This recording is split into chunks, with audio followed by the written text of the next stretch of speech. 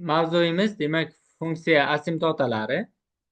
Asimtotalar qanaqa bo'ladi va birinchi ta'riflarini beramiz va undan keyin turlari va qanaqa topilishi yo'llarini o'rganamiz. Demak, funksiyaning umuman y chiziqning grafikiga o'tkazilgan asimtota deb shunaqangi to'g'ri chiziqqa aytiladiki, xo'p, shu y chiziqdan birorta nuqta olsak, shu nuqtani koordinata boshiga nisbatan uzoqlashtirsak, shu chiziq bo'ylab harakat qildirib uzoqlashtirsak, ya'ni koordinata boshidan cheksiz uzoqlashtirsak, xo'p, shu tanlay olingan, mana m bilan belgilangan bu yerda m nuqtadan to'g'ri chiziqqacha bo'lgan masofa nolga intilsa, mana shu to'g'ri chiziq o'sha berilgan funksiya grafikiga o'tkazilgan asimtota deb ataladi. Buni qanaqa tushunishimiz kerak? Grafik koordinata boshidan umuman grafik bo'ylab koordinata boshidan cheksiz uzoqlashsak, shu cheksiz uzoqlashgan sarimiz o'sha to'g'ri chiziqqa yaqinlashib boraverishimiz kerak, lekin to'g'ri chiziqni kesib o'tmasligi kerak. O'shanda o'sha to'g'ri chiziq funksiya grafikiga asimtota bo'lar ekan. Demak, asimtotalarni turlari aslida ikki xil desak ham bo'ladi. Bittasi vertikal, bittasi og'ma. Lekin og'ma asimtotada agar hozir keyinchalik aytaman, og'ma asimtota demak kx plus b ko'rinishida bo'ladi. Shu yerdagi agar k nolga teng bo'lib qolsa, faqat y barobar b ko'rinishida bo'lsa, u gorizontal asimtota bo'lib qoladi. Shuning uchun qisman 3 qismga bo'lib ketsak ham bo'ladi.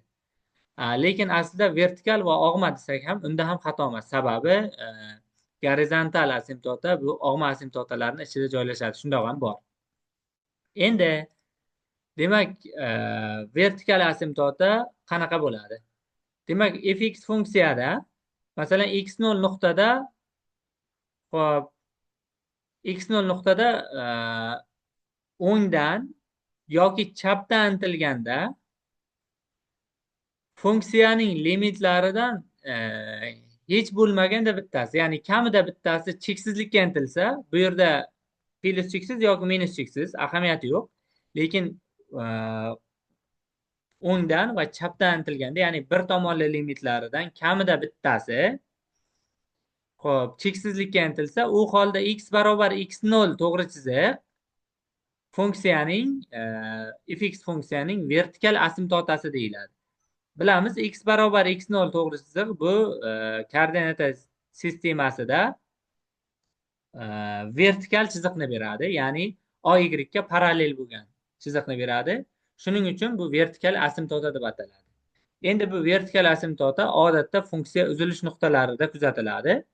Ya'ni funksiya qaysidir nuqtada aniqlanmay qolsa, o'sha nuqtadagi limitlarni tekshirib ko'rish kerak. O'sha nuqtada ko'proq vertikal asimtotaga mavjudligi kuzatiladi. Endi ikkinchi holat, demak, funksiyaning og'ma asimtotasi. Og'ma asimtota qanaqa bo'lar ekan? Demak, agar shunday ikkita o'zgarmas sonlar mavjud bo'lib, ya'ni k va b sonlar mavjud bo'lib, x cheksizlikka intilganda, bizda bu yerda plus cheksizlikda va minus cheksizlikda ikkala holat ham qaralishi shart. Qaralganda ham alohida qaralgani ma'qul. Sababi plus cheksizlikda, minus cheksizlikda boshqa aniqlar chiqishi mumkin. Demak, shunaqangi ikkita o'zgarmas sonlar k va b sonlari mavjud bo'lib, x cheksizlikka yoki plus yoki minus cheksizlikka intilganda fx funksiya xo'p quyidagi ko'rinishda ifodalansa, ya'ni fx barobar kx plus b plus alfa x, bu yerda alfa x bu cheksiz kichik miqdor, x cheksizlikka intilganda cheksiz kichik miqdor. Shu ko'rinishda ifodalansa funksiya, u holda y barobar kx plus b to'g'ri chiziq fx funksiyaning og'ma asimtotasi deyiladi. Va bu yerda k va b larni topish uchun quyidagi formulalardan foydalaniladi. Mana bu yerda k ni topish uchun k barobar limit x cheksizlikka intilganda plus cheksizga intilganda fx taqsim x, b ni topish uchun limit x intilganda plus cheksizlikka fx dan kx ni ayiramiz. Birinchi k topib olinadi. Keyin topilgan k mana bu yerdagi k ning o'rniga olib qo'yiladi. Birinchi topilgandan keyin. Agar bu yerda shunaqangi savol bo'lishi mumkin, k mavjud bo'lmasa-chi, ya'ni bga o'tganda nimani qo'yamiz o'rniga degan. Agar demak mana bu limitlardan hech bo'lmasa bittasi cheksiz bo'lsa, u holda funksiya og'ma asimtotaga ega bo'lmaydi. Ya'ni og'ma asimtota mavjud emas. Agar bu yerda boya aytganimdek k nolga teng bo'lib qolsa, y barobar faqat b ni o'zi kelib chiqadi. Bu limit x intilganda plus cheksizlikka fx ni o'zi limiti bo'ladi. Va shu holatda y barobar b chiziq bilamiz. Bu ox o'qiga parallel chiziq. Bu funksiyaning gorizontal asimtotasi deyiladi. Xo'p, bu yerda fx funksiyaning asimtotalarini yana aytyapman. Boya ham aytdim.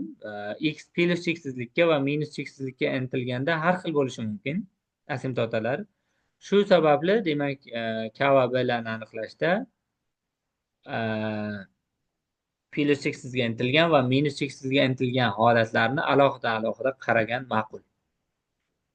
Xo'p, mana bu yerda asimtotalariga doir misollar berilgan va bundan misoldan oldin men asimtotalarini mana oddiygina birorta chizmada tushuntirib berib ketishga harakat qilaman.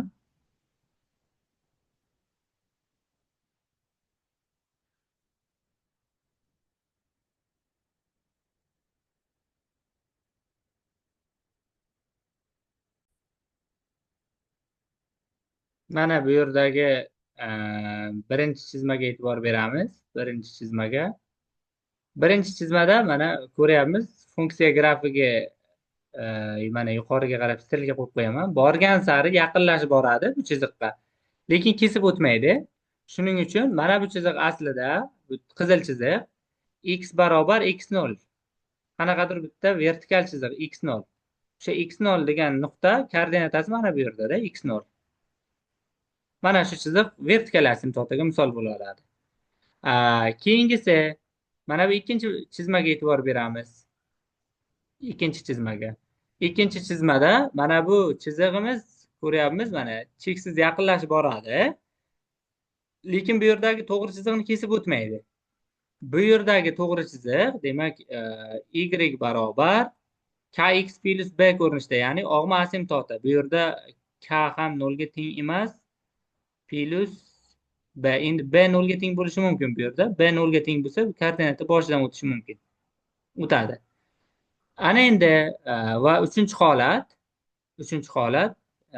ko'ryapmizki, bu yerda ham mana bu chizig'imiz, ko'k chizig'imiz bu yerdagi qizil chiziqqa cheksiz yaqinlashib boradi, lekin kesib o'tmas ekan.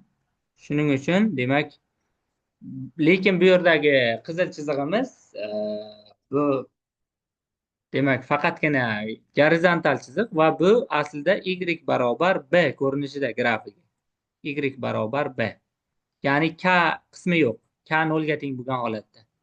Mana shu holatda bo'lar ekan asimtotalar, 3 xil asimtota. Endi bu yerda k bilan b ni topishni boya formulalarni yozdik. U yoqda hozir u yoqdagi misollarini tushuntirib berishga harakat qilaman.